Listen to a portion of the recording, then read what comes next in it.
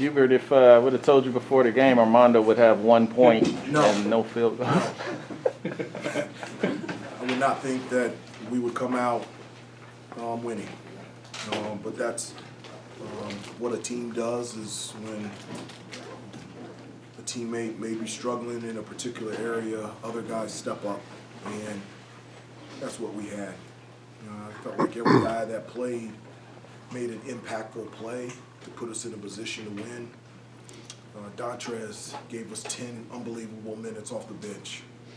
Hit the three, made a free throw, but I thought his defense on Matthew Cleveland was great. We needed somebody big with athleticism, and he was terrific defensively.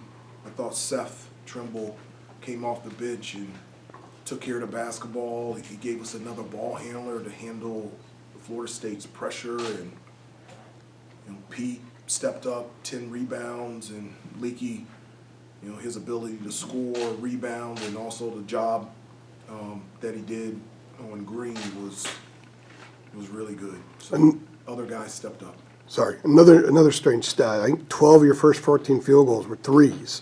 Was this an issue? The guys, they were hot, so they were looking for it a little bit more, or just taking what was there? No, you had to take what was there. One of the things that we talked about with Florida State defensively, they switch everything, and they have such great length and athleticism that when we drive,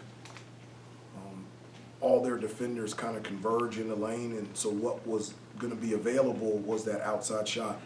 Look, it is what it is.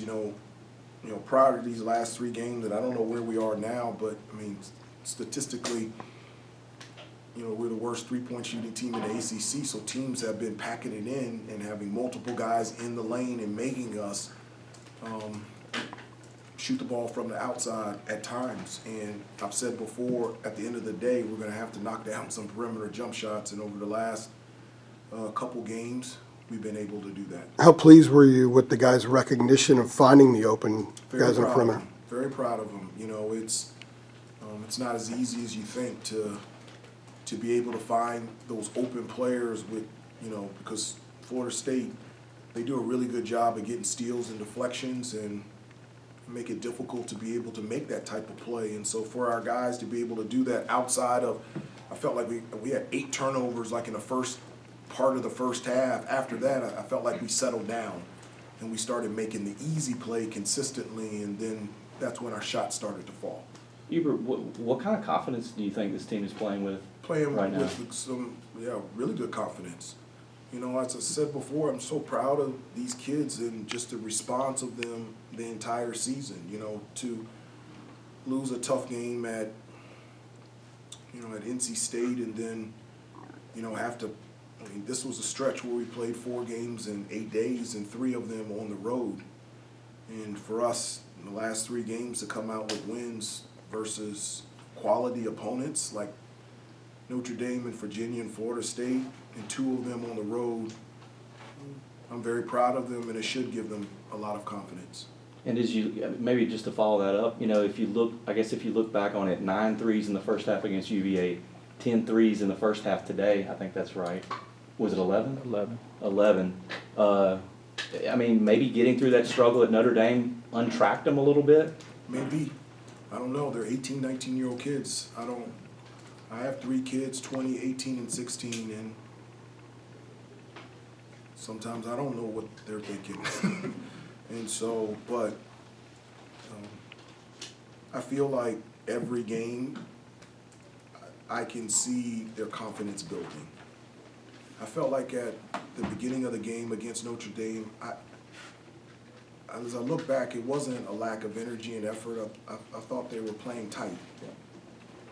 And then the second half, they had no choice but to play loose and to fight back. And I think playing at home against Virginia gave them confidence, and then here gave them confidence. And so it's a great time to start building it right now. Was Pete one of those guys that was really playing tight there for a stretch? And how loose and confident is he playing now? I think he's playing very loose right now. I think he's extremely comfortable out there on the floor on both ends. Offensively, I think he has a nice rhythm shooting the ball from 3-point range, but his ability to make plays in the pass and give us another playmaker, I think he's rebounding better, and, I really feel like he's starting to hit his groove and feel really comfortable out there on the floor. Take a couple more so we can get Coach Hamilton in. Hubert, what does it say about the growth, I guess, the maturity of this team to come in short turnaround situation and to have the kind of first half that you had, just to kind of, the anti-Notre Dame first half to jump on them quick? I was very pleased with their response.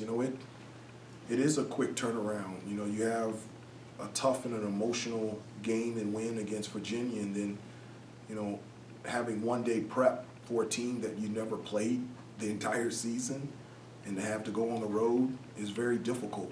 And so for us to use yesterday as a day just to rest physically, but also to mentally prepare for what we were going to play against tonight, and then come in to shoot around and really lock in about the things that we wanted to accomplish on both ends of the floor, and to be able to put that out there in the game is really good. That Saturday, Monday is very difficult, especially home road, and I thought our guys really responded extremely well. How about Leaky? Yeah, I mean, I think it was 18 and 9, and then the drive from the deep corner and the dunk was one of the biggest baskets of the night to sort of stop that run. I think it was, in that situation, everybody was in their right spots. Okay, so we had great spacing, and when he got the ball, I feel like the shot clock was winding down. He could have shot the three, but just his awareness to understand that just a shot fake and he can put the ball on the floor and attack the basket. I agree with you. I think that was the biggest. I think that sealed it.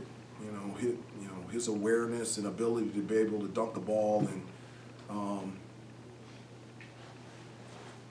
I can't say enough about Leaky. I told him, I think last week or a couple weeks ago, wherever he is, he will always start for me.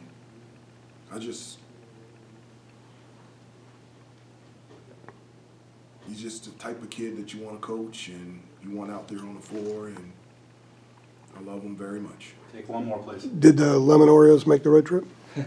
You won't believe this. Okay, you won't believe this one. Yes, I went to Harris Teeter yesterday to go get him some more. So I left him in the office because he hadn't finished the ones that I gave him.